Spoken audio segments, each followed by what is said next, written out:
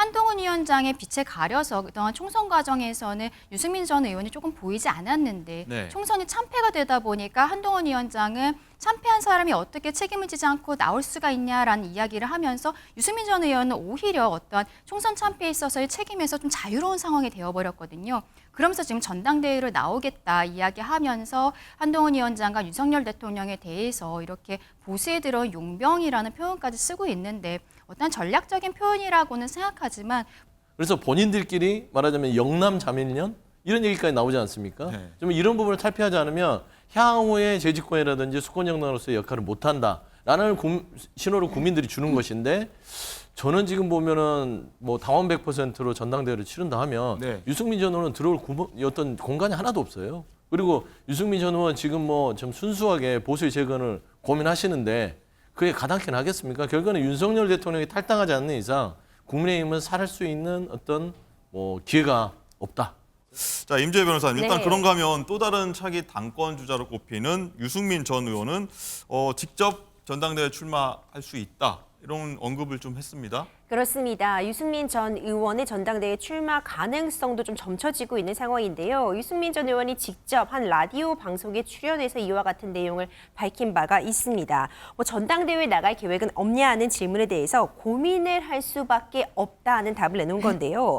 유 전 의원은 보수 정당이 총선에서 지금 3연패를 했다. 지는데 너무 익숙해지고 이제는 너무 국회에서 보수가 소수가 되는데 만연해진 것이 아닌가라고 말했습니다. 그리고 이어 대선을 이겼다고 하지만 불과 0.73% 차이로 겨우 이긴 것이고 이제는 정말 당이 바뀌어야 된다고 힘주어 얘기를 하면서요. 이런 점에서 내가 할 일이 무엇인지 내가 당을 위해 어떤 일을 해야 되는지 고민이 되는 시점이라는 말까지도 함께 밝혔습니다. 네.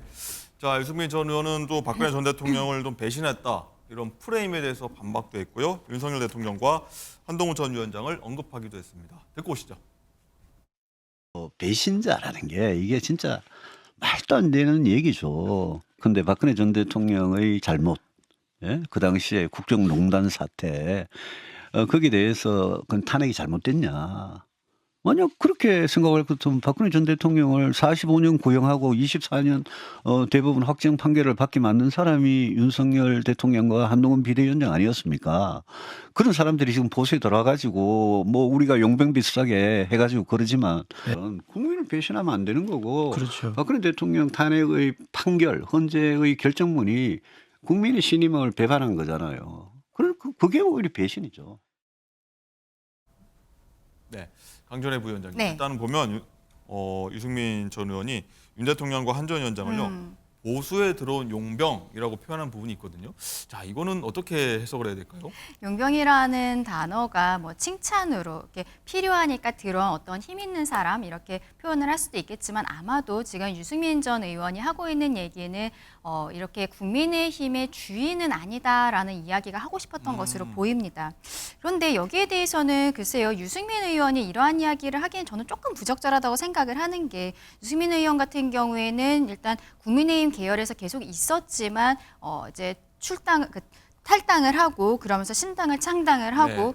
또 그런 신당에서 대권 주자로서 출마를 하기도 하지 않았습니까? 그러면서 본인이 당시에 홍준표 후보와 좀 표를 나눠 갖는 이런 모습들도 있었기 때문에 사실은 국민의힘 지지층에서 박근혜 전 대통령에 대한 배신자 프레임뿐만이 아니라 그때 대선 과정에서의 모습들이 이런 거에 있어서도 굉장히 좀 실망스러웠던 부분들이 있거든요. 하지만 이번에 이준석 대표가 개혁신당을 창당을 하면서 유승민 전 의원에 대해서 모시고 싶다라고 했지만 결국에는 끝까지 가지 않았고 그리고 총선 과정에서 국민의힘 내에서 본인과 좀 인연이 있는 몇몇 후보들에 대해서 개인적으로 좀 유세를 도왔던 것으로 알고 있습니다.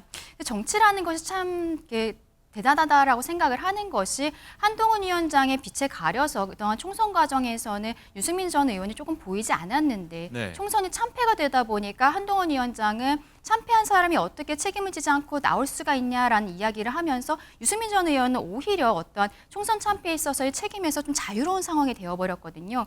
그러면서 지금 전당대회로 나오겠다 이야기하면서 한동훈 위원장과 윤석열 대통령에 대해서 이렇게 보수에 들어온 용병이라는 표현까지 쓰고 있는데 어떤 전략적인 표현이라고는 생각하지만 본인이 그렇게 이야기를 할 수 있는 위치인지는 다시 한번 생각을 해보셨으면 좋겠습니다. 네. 자, 말씀하신 것처럼 유승민 전 의원을 지금 이 시점에서 왜 주목하느냐? 아무래도 여론조사 네. 뭐 분위기도 그렇지만 여론조사 보면은 명확하게 드러나지 않을까 싶은데 한번 표로 한번 저희가 보면서 한번 얘기를 해볼까 하는데 자 보면은 국민의힘 당대표로 가장 적합한 인물에 유승민 전 의원이 꼽혔고요. 가장 높습니다. 그다음에 한동훈 전 위원장이 그 뒤를 쫓고 있는 형국. 소영주 네. 소장님 어떻게 보십니까? 굉장히 지난주, 지지난주만 해도 한동훈 위원장이 총선 뭐 직후까지도 굉장히 좀 높았거든요. 근데 갑자기 역전된 상황. 어떤 현상 때문일까요? 근데 이 여론조사를 보면 이게 이제 국민 전체를 대상으로 하는 것 같아요. 네. 이게 이제 당원들만 따졌을 때는 또 이게 좀 정세였어야 될 것 같고요. 그러니까 이제 지금 현재 국민 여론 자체는 국민이 완전히 바뀌어지라는 소리입니다. 그러니까 전체의 민심은 이게 국민의힘이 이 윤석열 대통령의 어떤 그런 영향력에서 벗어나서 좀 건강한 정당으로 따지고 보면 유승민 전 의원을 전체의 어떤 적합도 1위로 뽑는다는 것은 국민의힘이 민심과 당심이 괴리돼 있다는 어떤 현상을 보여주는 것이죠. 또 반대로 또 지지층에서는 또 완전히 또 앞서 완전히 있습니다, 그 한동훈 유승민 그 전 의원 같은 경우는 아예 하위에 속하거든요. 그러니까 당신과 민심의 괴리가 아주 극명하다. 근데 이 정당이 특히 이제 보수 정당 그동안 이 뭐 박근혜 정부, 이명박 정부 이렇게 쭉 왔던 이 보수 정부 지금 국민의힘 자체는요. 오랫동안 본인들의 어떤 당원에서 어떤 좀 지경을 넓혀왔어요. 그러니까 중도층으로 쭉 확장해 가면서 정당으로서의 어떤 전국 정당의 위상을 하다가 이번에 윤석열 정부 들어서의 국민의힘은요. 다시 안으로 쫄아들었습니다.